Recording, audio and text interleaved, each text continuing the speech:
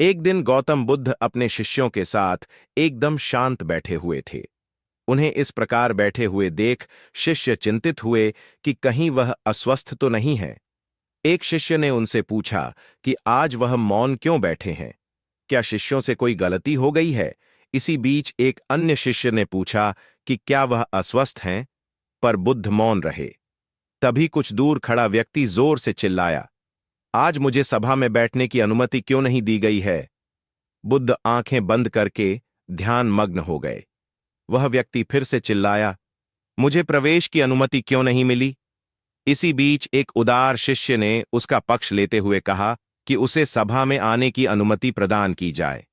बुद्ध ने आंखें खोलीं और बोले, नहीं, वह अछूत है, उसे आज्ञा नहीं दी जा सकती।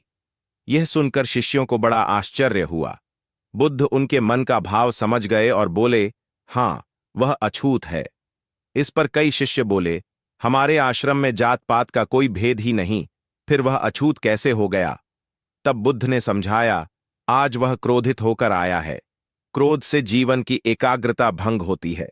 क्रोधी व्यक्ति प्राय मानसिक हिंसा कर बैठता है, इसलिए जब तक वह क्रोध में रहता है तब तक अछूत होता है। इसलिए उसे कुछ समय एकांत में खड़े रहना चाहिए। क्रोधित शिष्य भी बुद्ध की बातें सुन रहा था। पश्चाताप की अग्नि में तपकर वह समझ चुका था कि अहिंसा ही मनुष्य का महान कर्तव्य व परम धर्म है। वह बुद्ध के चरणों में गिर पड़ा और कभी क्रोध न करने का प्रण लिया। शिक्षा।